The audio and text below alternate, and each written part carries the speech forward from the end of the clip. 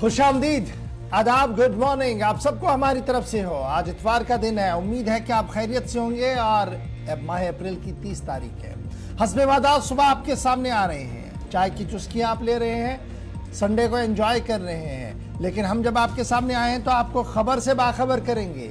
खबर वो जो तह तक आपको बताएंगे, न सिर्फ जम्मू कश्मीर के मौजूदा सियासी सूरत हाल से आपको रूबरू करवाएंगे, बल्कि मुल्की सतह पर क्या कुछ चल रहा है उससे भी आपको बाखबर कराने की हर मुमकिन कोशिश करवाएंगे। इसके साथ साथ याद रखिएगा कि इस प्रोग्राम में आपकी भी बात होगी। 3 पड़ावों पर इस प्रोग्राम को लेकर आते हैं हम।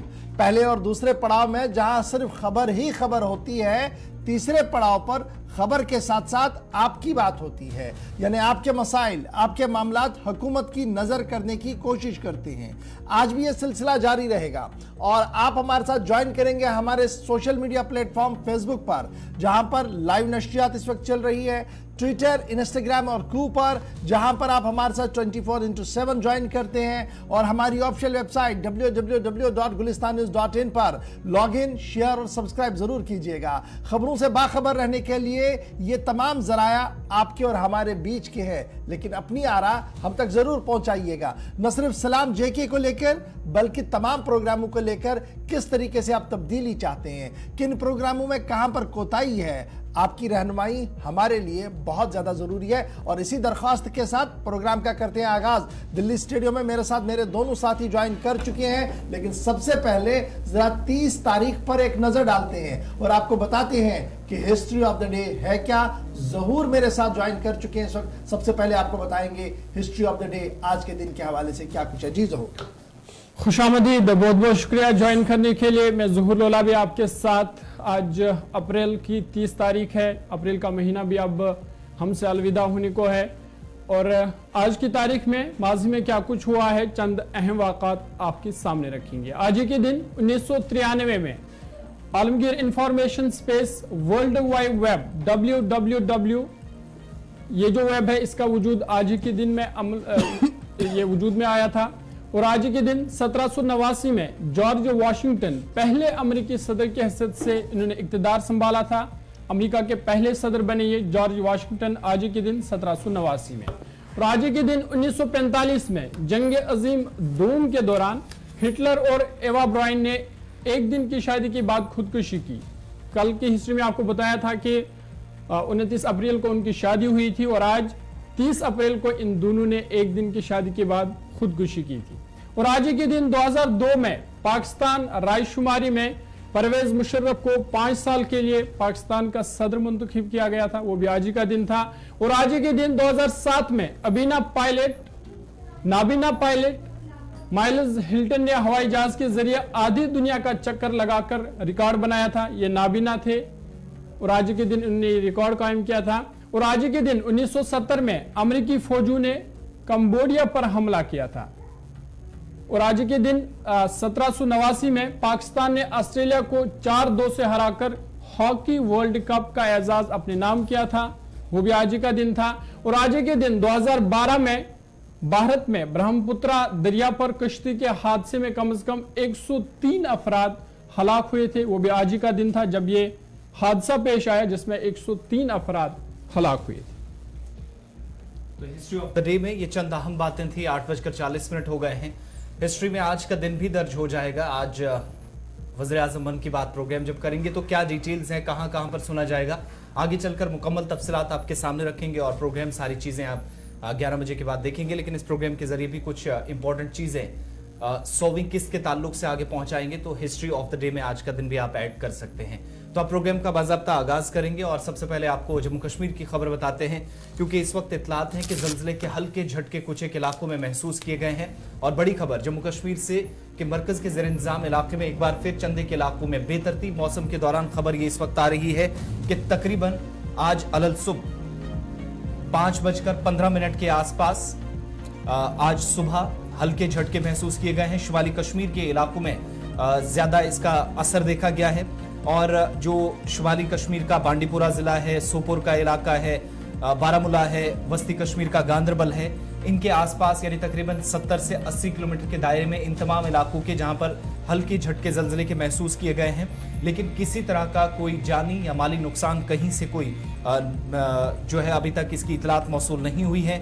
और अभी तक जो डिटेल्स भी आहिस्ता आहिस्ता इमर्ज हो रही हैं, ज़लज़ले का जो असल मरकज़ था उसके हवाले से जैसे तफसीलात मजीद आएंगी तो आपको बताएंगे। लेकिन शुरुआती रिपोर्ट्स जो हैं, तकरीबन जो इसकी डेप्थ थी ज़मीन के नीचे तकरीबन 5 किलोमीटर तक जो है वो इसका कम से कम मरकज़ हो सकता है, इस तरह की इनिशियल डिटेल्स है। कहीं से कोई नुकसान की इतला नहीं है। सोशल मीडिया पर कुछ खबरें नुकसान के हवाले से गर्दिश कर रही हैं, लेकिन इंतजामी सतह पर कोई भी ऐसी कंफर्मेशन या ऑफिशियल कंफर्मेशन आप कह सकते हैं नहीं हुई है कोई जानी माली नुकसान की। नेशनल सिस्मोलॉजी की तरफ से जो ट्वीट किया गया है उसमें कहा गया कि 4.1 रेक्टर पैमाने पर इसकी शिद्दत थी।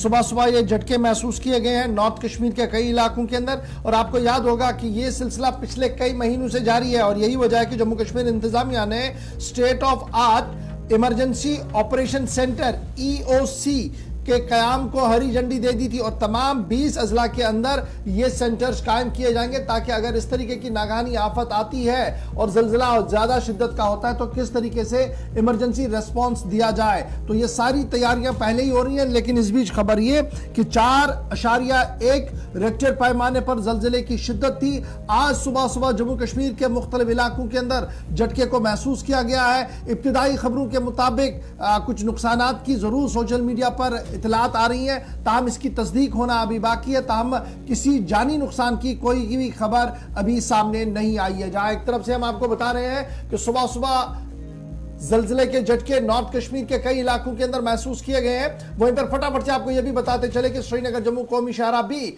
गाड़ियों की आमद-रफ्त के लिए जारी है। ताहम इस वक्त गाड़ियों की रफ्तार थोड़ी सी धीमी है क्योंकि खाना बदोश हजरात इस वक्त सफर कर रहे हैं सुबह सुबह इस शाहराह पर, जिसकी वजह से शाहराह पर गाड़ियों की आवाजाही थोड़ी सी धीमी जरूर नजर आ रही है। बढ़ते हैं जी आगे। अब जरा अहम खबर पर आते हैं। G20 का इजलास है। इजलास से कबल शहर श्रीनगर को जाज़्बे नजर खूबसूरत बनाने का मंसूबा हाथ में लिया गया। डेडलाइन खत्म हुई, लेकिन सरकार का एक बड़ा मंसूबा स्मार्ट सिटी का है। जम्मू की स्मार्ट सिटी के बाद जरा आज श्रीनगर की स्मार्ट सिटी पर फटाफट से एक नजर डालते हैं, क्योंकि शहर को किस तरीके से जाज़्बे नजर बनाने का जो मंसूबा हाथ में लिया गया है उसकी खामियां सामने आ रही है। और इब्तिदाई खबरों के मुताबिक स्मार्ट सिटी के प्रोजेक्ट को लेकर जो इंतहाई हसास मामला था शहर का, वो ये था कि निकासी आब यानी ड्रेनेज को सही तरीके से किया जाए, STPs को बनाया जाए। लेकिन खबर यह है कि कोई भी पैसा एलोकेट नहीं किया गया सिटी ड्रेनेज सिस्टम को मुनज़्ज़म, फाल और मुतहरिक बनाने के लिए। स्मार्ट सिटी प्रोजेक्ट में STPs के लिए कोई पैसा नहीं है और स्ट्रीट लाइटिंग श्रीनगर के हवाले से भी सूरत हाल इसी तरीके की बनी हुई है। तस्वीरें आप देख रहे हैं कि शहर की, जहां पर श्रीनगर को जाज़्बे नजर बनाने की बात हो रही है। कुल मिलाकर 322.13 करोड़ रुपया मुख्तलिफ डिपार्टमेंट्स को दिया गया स्मार्ट सिटी की एग्जीक्यूशन ऑफ वर्क के लिए। इसमें कोई शक नहीं है, काम चल रहा है। लेकिन जो इतलात सामने आ रही है वो ये आ रही है कि कोई भी STP कंस्ट्रक्ट नहीं किया गया। सीवरेज ट्रीटमेंट प्लांट, जो ड्रेनेज का पानी जहां पर हम इनको फेंकते हैं एंड में, चाहे वो जहलिम में जाए या कहीं और आप इसको डालते हैं, तो ये ट्रीटमेंट करके डालना पड़ता है। लेकिन वो STPs नए बनाने थे, बने नहीं है, कोई पैसा नहीं रखा गया। और स्मार्ट सिटी के तहत तकरीबन 28 नए मुलाजमीन की भी तैनाती कर दी गई। ताहम बड़ा सवाल ये है कि शहर के लिए सबसे बुनियादी मामला ड्रेनेज का है, लेकिन इस खूबसूरत वाले शहर में हालात क्या है, ये अंदरूनी हालात है जो गुज़श्ता दिनों से वीडियो सामने आ रही है कि जहां पर सिर्फ चंद दिनों की बारिश ने लोगों के अबूर मरूर पर सवाल उठाया। और अब ताजा तरीन खबर यह है कि जो RTI के कानून के तहत हासिल की गई है डिटेल्स, उसमें यह साफ हुआ है कि जनाब ये पूरा मामला जो है ये किस तरीके से चलाया जा रहा है। याद रखिएगा, स्मार्ट सिटी प्रोजेक्ट्स में अर्बन डेवलपमेंट का एक प्रोग्राम है, लेक फ्रंट डेवलपमेंट का प्रोग्राम है, Dal lake Jhelum river front development का प्रोग्राम है, वाटर ट्रांसपोर्ट जिसको लेकर काफी बातें हम माजी में भी सुना करते थे, urban mobility, street intersections development CDBs, और उसके साथ साथ लाल चौक करानगर सिटी को जाज़्बे नजर, अर्बन आर्ट, इंफॉर्मेशन टेक्नोलॉजी और clean and green city, heritage sites की कंजर्वेशन, डाउनटाउन को दोबारा से जाज़मी नजर बनाना, इन सभी मामलों पर अगर थोड़ा सा काम हो रहा है, तमाम बड़ा सवाल यह है कि ड्रेनेज का निजाम क्या वाकई तौर पर भूल गई है सिस्टम के अंदर इस पर काम करना, या कुछ और भी कहानी है इसके पीछे। इस पर जरा मजीद गुफ्तगू करेंगे, सीधे श्रीनगर चलेंगे जहां से हिलाल हमारे साथ ज्वाइन किए हुए हैं। हिलाल, बहुत शुक्रिया जी ज्वाइन करने के लिए। स्मार्ट सिटी का नाम सुनने में अच्छा लगता है, वज़ीर-ए-आज़म साहब ने इस खाके को पूरे मुल्क के लिए खींचा था, मुल्क के कई शहर बड़े स्मार्ट दिखे इसके बाद जहां जहां पर काम हुआ, लेकिन जम्मू कश्मीर आते हुए न तो जम्मू की तस्वीर बदलती हुई नजर आई होर्डिंग्स के बिना, और ना ही शहर श्रीनगर बदलता हुआ नजर आ रहा है। ये हम नहीं कह रहे हैं, बल्कि सियासी पंडित और सियासी लीडर्स भी अब इसको अफगानिस्तान के साथ तशबीह दे रहे हैं। लेकिन बड़ी खबर बताइएगा कि आरटीआई के अंदर क्या कुछ लिखा गया है। देखिए गवर, स्मार्ट सिटी प्रोग्राम के तहत ये शहर श्रीनगर के अंदर लगभग 120 प्रोजेक्ट्स जिनका अप्रूवल भी हुआ है और जिनकी निशानदेही भी हुई है, लेकिन अभी तक अगरचे दावे बहुत सारे किए जाते हैं, लेकिन 35 ही ऐसे प्रोजेक्ट हैं जिनका काम मुकम्मल हो चुका है। और ये 35 प्रोजेक्ट ऐसे हैं जो छोटी नौइयत के हैं, और बड़े बड़े नौइयत के जो प्रोजेक्ट्स हैं वो अभी भी तशरीह तकमील है, और लगभग 85 के करीब ऐसे प्रोजेक्ट्स हैं जिनका काम या तो हाथ में नहीं लिया गया है या अभी भी उन प्रोजेक्ट्स का काम ज़ेर ताबीर है। लेकिन अहम बात यह है कि जो आरटीआई की तरफ से एक एप्लीकेशन आरटीआई के तहत की गई थी, जिस पर कहा गया था कि इतना बड़ा प्रोजेक्ट जो स्मार्ट सिटी का श्रीनगर के अंदर है, तो हमें यह बताया जाए कि मेन इशू जो श्रीनगर सिटी के अंदर है वो ड्रेनेज का है, वो एसटीपी यानी सीवरेज ट्रीटमेंट प्लांट्स का है, तो उस पर कितना खर्चा है। तो उसी के उसमें ये जवाब मिलता है कि कोई भी मेजर ड्रेनेज का वर्क जो है वो इस स्मार्ट सिटी के अंदर नहीं है। लेकिन जब हम शहरी श्रीनगर के अंदर देखते हैं तो ये ऐसा लग रहा है कि ये स्मार्ट सिटी प्रोजेक्ट एक ऊपरी जो कुछ दिखावे में आ जाए, जो कुछ फोटो सेशन में आ जाए, जो कि अच्छी फोटो क्लिक करने के लिए आ जाए, ऐसा लग रहा है कि वैसा ही ये मंसूबा बनाया गया है। अदरवाइज शहरी श्रीनगर के अंदर थोड़ी सी बारिशें होती हैं तो उसके बाद सड़कें ज़ेर-ए-आब आ जाती हैं, दुकानें ज़ेर-ए-आब आ जाती हैं, और उसके साथ साथ मकानात भी जो है वो ज़ेर-ए-आब आ जाते हैं, और उस पर कोई बड़ा ड्रेनेज जो है वो न बनना ये इस बात की साफ अक्कासी कर रहा है कि ये स्मार्ट सिटी आने वाले वक्त में किस कदर जो है कामयाब रह सकती है। चूंकि आरटीआई में ये भी कहा गया है कि कोई भी सीवरेज ट्रीटमेंट प्लांट जो है उससे कंस्ट्रक्ट नहीं किया गया है, और इतना भी कहा गया है कि स्मार्ट सिटी इस प्रोजेक्ट के तहत जो सीवर लाइंस है, जो सीवरेज लाइंस हैं, जो छोटी नौइयत की हैं, और उसके साथ साथ छोटी छोटी ड्रेनेज लाइंस जो है उसे रेजिडेंसी रोड, लाल चौक, पोलो व्यू, बटमालू, कमरवारी और मोमिनाबाद बटमालू के अंदर जो है डॉक्यूमेंट में दिखाया गया है कि यहाँ पर इस तरह की लाइनें डली हुई है। लेकिन ये छोटी नौइयत की है, लेकिन ये बड़ा जो एक वाटर कंटेंट है, जो एक बड़ा रेनी कंटेंट है, उसको एब्जॉर्ब नहीं कर सकता है। तो इस तरह से तब तक ये प्रोजेक्ट मुकम्मल नहीं हो सकता है जब तक ना ड्रेनेज यहाँ जो है। अच्छा जी, ये बड़ा इंपॉर्टेंट है। जब इस तरीके की बातें, छोटी छोटी बातें सामने आ रही है तो फिर बड़े कैनवस पर भी देखना पड़ेगा। फिर हम देख रहे हैं कि पॉलिटिकल लीडर्स, साबिक वज़रा, साबिक चीफ मिनिस्टर्स की जब हम बात करते हैं तो लगातार वो इस बात का इशारा कर रहे हैं कि प्लानिंग पार्ट पर और एग्जीक्यूशन के पार्ट पर फेलियर है, और इसका एक नेक्सस है, और इस नेक्सस को तोड़ने की जरूरत है, और बड़े पैमाने पर इसकी तहकीकात हो। तो क्या हम ये माने कि वक्त आ गया है कि इस पूरे प्रोजेक्ट पर नजरसानी हो, देखा जाए कि क्या वाकई तौर पर जो 50 साल के लिए हम काम करना चाहते हैं वो है, या वो 5 दिन भी नहीं टिकेगा ये काम? देखिए, एक इंजीनियरिंग एंड टेक्निकल पॉइंट है, और इसे टेक्निकल बुनियादों पर ही जो टेक्निकल सेक्शन से वाबस्ता लोग हैं उन्हीं को देखना चाहिए था। हालांकि पॉलिटिकल क्लास जो है वो ये बार बार इल्जाम लगा रहे हैं कि यहाँ स्मार्ट सिटी या शहरी श्रीनगर को जाज़ब नजर बनाने से ज्यादा जिन्हें ये कॉन्ट्रैक्ट्स दिए गए हैं उनकी एम्पावरमेंट को खास ख्याल रखा गया है कि जो प्लानिंग और एग्जीक्यूशन है वो उसी बुनियादों पर बन रही है, और उसमें बाहर के लोगों को ज्यादा तवज्जो दी जा रही है। इस तरह का जो पॉलिटिकल क्लास का इल्जाम था, लेकिन इसमें भी कोई शक नहीं है कि जब आरटीआई के जरिए से आपको इस तरह की इंफॉर्मेशन मिलती है तो फिर एक कॉमन मैन, इसमें किसी टेक्निकल बंदे की जरूरत नहीं है, कॉमन मैन ये समझ सकता है कि जब मेजर ड्रेनेज पोर्शन आपने श्रीनगर के अंदर नहीं रखा तो उसके बाद आपकी स्मार्ट सिटी का हशर आने वाले दिनों में ही क्या हो सकता है। हमें सालों इसमें इंतजार नहीं करना है, बल्कि इसी साल अगर ज्यादा बारिशें होती हैं तो फिर ये स्मार्ट सिटी एक्सपोज हो जाएगी।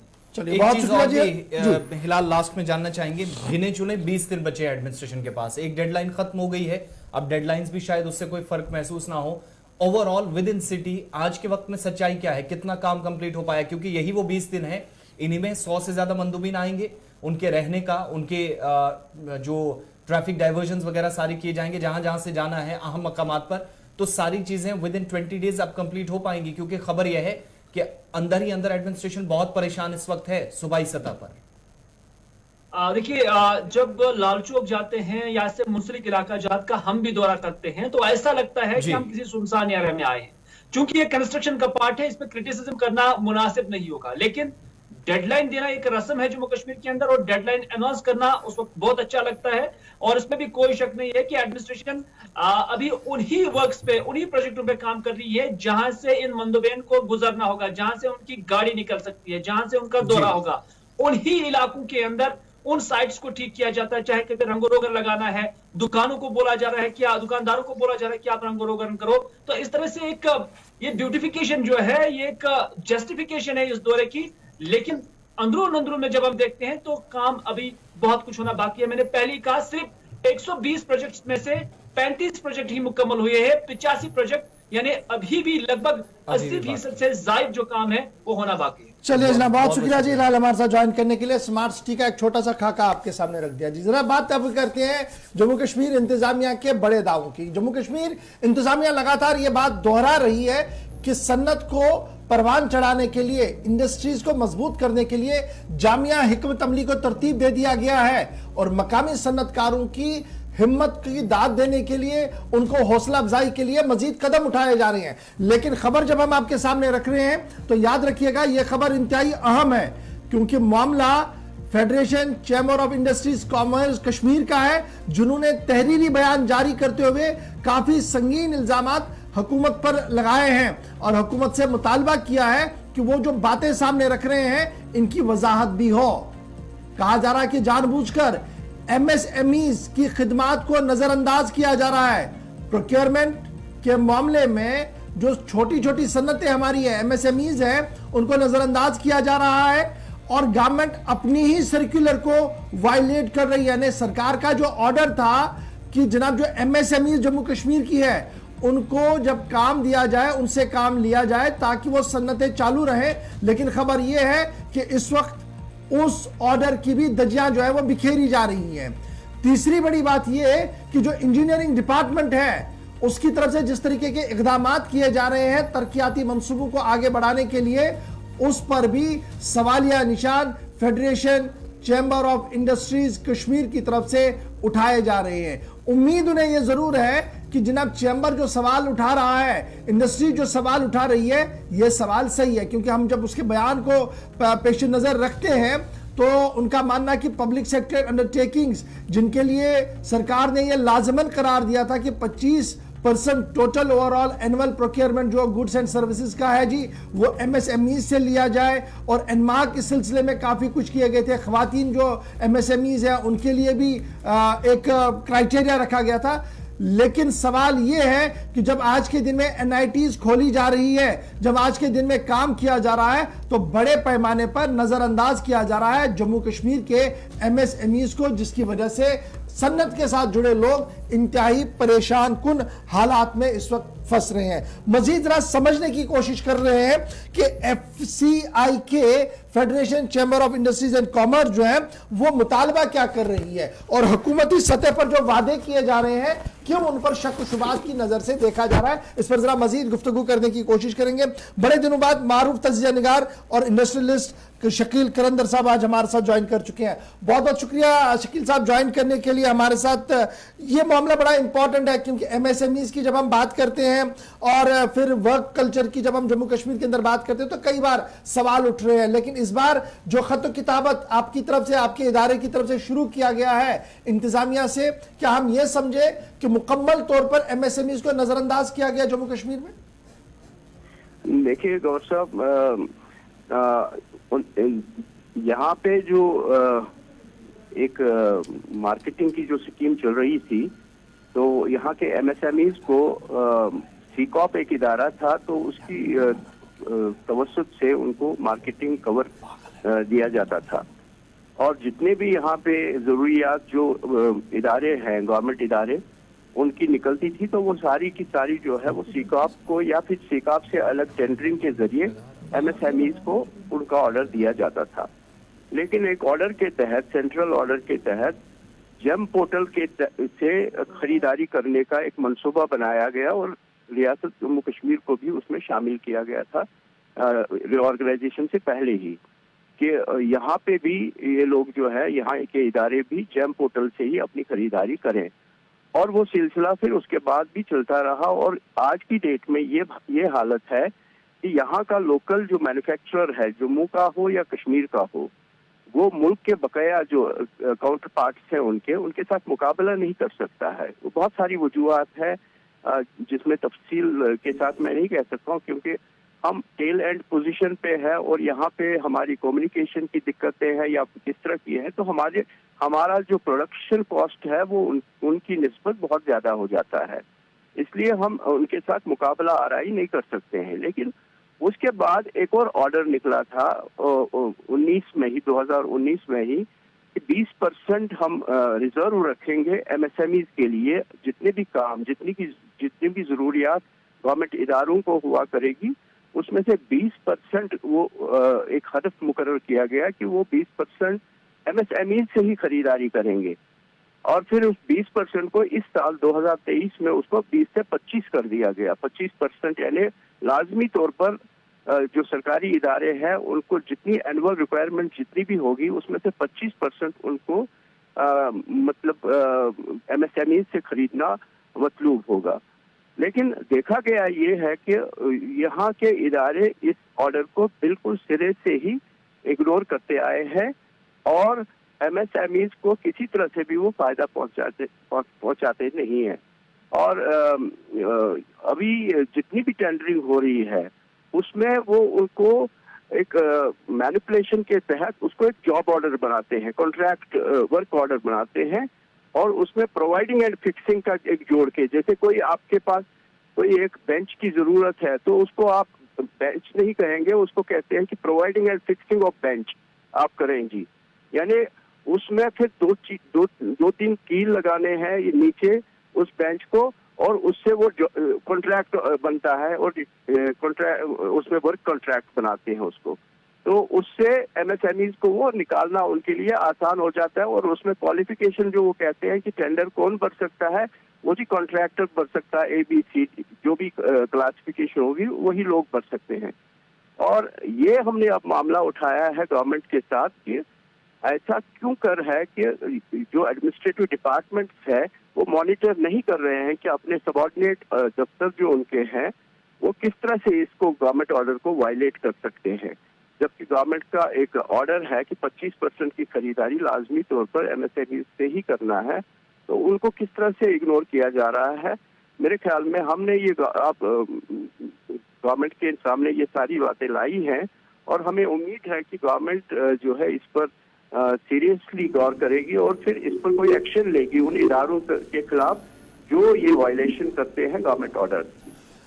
तो कलंदर साहब बड़ा इंपॉर्टेंट ये है, तो ये मैं ये समझो कि पॉलिसी में कोई गलती नहीं है, लेकिन इम्प्लीमेंटिंग अथॉरिटियां जो हमारी हैं इंटायर यूनियन टेरिटरी के अंदर वो ये जानबूझकर कर रही हैं या उन्हें ये समझ नहीं आ रहा कि क्या कुछ करने की जरूरत है।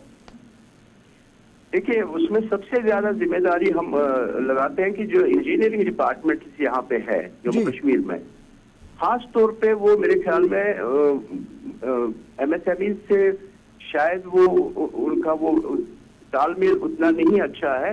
वो चाहते हैं कि हर एक चीज में कॉन्ट्रैक्टर्स ही आ जाए। और फिर मैं आपको एक दिलचस्प बात बताता चलूं कि यहाँ पे जो प्रोडक्ट्स है इंडस्ट्रियल प्रोडक्ट्स, वो इंडस्ट्रियल प्रोडक्ट्स को जब टेंडर निकालते हैं वो प्रोवाइडिंग एंड फिक्सिंग के नाम के तहत और फिर कहीं कहीं पे दोनों को ये ओपन रखते हैं कि एमएसएमई भी कोट कर सकता है और फिर एक कॉन्ट्रैक्टर भी कोट कर सकता है। देखिए कॉन्ट्रैक्टर को कहाँ से खरीदना है, प्रोडक्ट तो बनाने वाला जो मैन्युफैक्चरिंग यूनिट ही होगा उसको तो वहीं से खरीदना है वो आइटम। लेकिन जब मुकाबला आ रही होती है टेंडरिंग में एक मैन्युफैक्चरिंग यूनिट और एक कॉन्ट्रैक्टर की, तो कॉन्ट्रैक्टर जीत जाता है। और इसके पीछे क्या वजह है। उसके बाद देखा गया है कि सब स्टैंडर्ड और जो क्वालिटी लो क्वालिटी आइटम्स हैं या फिर डिविएशन जो हो जाती है स्पेसिफाइड स्पेसिफिकेशन से जी वो फिर सामने आ जाती है। हमने देखा है कि यहाँ पे देवदार के नाम पर कितनी ही चीजें यहाँ बन रही हैं और उसमें टेंडर में देवदार टिम्बर का इस्तेमाल जो है लाजमी करार दिया गया था, लेकिन उसकी बजाय बाहर से आया हुआ कि वो रिजेंबल कर रहा है देवदार टिम्बर के साथ वो टिम्बर लगाई गई है जो इम्पोर्टेड टिम्बर आजकल आ रही है। इसी तरह से मैं आपको बताऊं कि यहाँ पे हमारे कारखाने हैं, कोई 200 कारखाने हैं जो बिजली के इक्विपमेंट बनाते हैं। जैसे आपके पावर ट्रांसफार्मर है, पावर ट्रांसफार्मर बनाने वालों को एक विग्रेस टेस्टिंग के जरिए जो है माल खरीदा जाता है, बड़ौदा उनको लेना पड़ता है सामान, वो वहां पे ट्रांसफार्मर की टेस्टिंग होती है, तब जाके वो डिपार्टमेंट को डिलीवर करते हैं। लेकिन जब उसको प्रोवाइडिंग एंड फिक्सिंग के तहत कॉन्ट्रैक्टर से लिया जाता है तो उसमें कहीं मुझे लगता है कि कहीं पे वो टेस्टिंग का कोई तस्वुर ही नहीं रहता है फिर ये टेस्टेड मटेरियल आपके पास आया या नहीं आया। जी हम कोटा स्टोन यहाँ पे लगाया गया है, जबकि टेंडर में लिखा गया था कि देवरी स्टोन, ये अभी हाल ही में जो स्मार्ट सिटी में भी चल रहा है जी उसमें टेंडरिंग में ये था कि और अलॉटमेंट ये हुई थी कि यहाँ की देवरी स्टोन उसके ऊपर टाइल्स लगेंगी, लेकिन देवरी स्टोन टाइल्स की बजाय उसमें कोटा स्टोन राजस्थान से लाया गया वो लगाते हैं। तो ये सारी चीजें जो हो रही है, हमने हुकूमत की तवज्जो उनकी तरफ मबजूल कराने की कोशिश की है और होपफुल है, उम्मीद है कि इसका सीरियस नोट्स लिया जाएगा और उन तमाम इदारों के खिलाफ एक्शन लिया जाएगा जो गवर्नमेंट ऑर्डर्स का वायलेशन करते हैं। क्योंकि यहाँ पर देखा गया है कि पिछले 2-3 साल में जो कारखानों की हालत रही है तो नागुफ्तबे है और यहाँ पे कारखाने सिर्फ इस वजह से बैठ गए हैं कि उनके पास खरीदार नहीं है, उनके पास मार्केटिंग नहीं है और वो जो मार्केटिंग वो होनी चाहिए थी वो कोई और ले रहा है, उनके जो उनके लिए रिजर्व भी रखा गया है।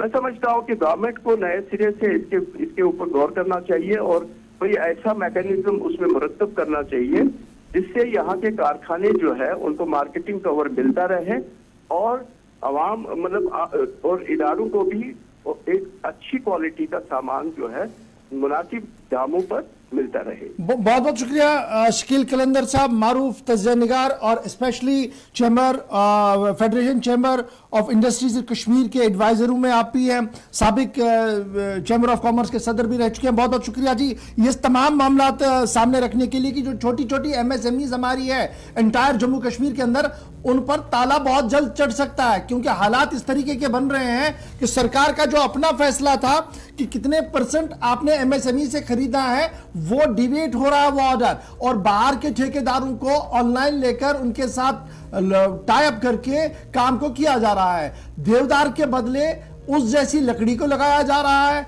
दीवर के बदले राजस्थान के टाइल्स को लगाया जा रहा है। ये मिसालें ऐसी हैं जो सामने रखी गई हैं। उम्मीदें लगाई जा रही है कि लेफ्टिनेंट गवर्नर, इंतजामिया और स्पेशली महकमा सन्नत के साथ जो वाबस्ता जिम्मेदार है वो इस मामले की नजाकत को समझे, क्योंकि ये मामला एक का नहीं है, हजारों लोग इसके साथ जुड़े हुए हैं और अगर ये सिलसिला इसी तरीके से चला तो हजारों लोग बेयारो मददगार रह सकते हैं श्रीनगर के अंदर, शहरी बेरोजगारी में मजीद इजाफा भी हो सकता है। छोटा सा ब्रेक यहां पर लेंगे जी, ब्रेक के उस पार आएंगे तो आपको बताएंगे कि जनाब डिपार्टमेंटल इंक्वायरियां चलती हैं, लेकिन अब की बार सरकार का नया यू टर्न आया है और अब किस तरीके से इंक्वायरियां होंगी उस पर थोड़ी सी बात आपके सामने रखेंगे और फिर आगे चलते हुए आपको बताएंगे सन्नत के अहम तरीन हिस्से सेब की हालात जार क्या कुछ बन रही है, क्यों परेशान है मालिकाने बागात। छोटा सा ब्रेक के बाद हाजिर रहेंगे, खबर बताएंगे, तबसरा करेंगे, तज्जिया करेंगे।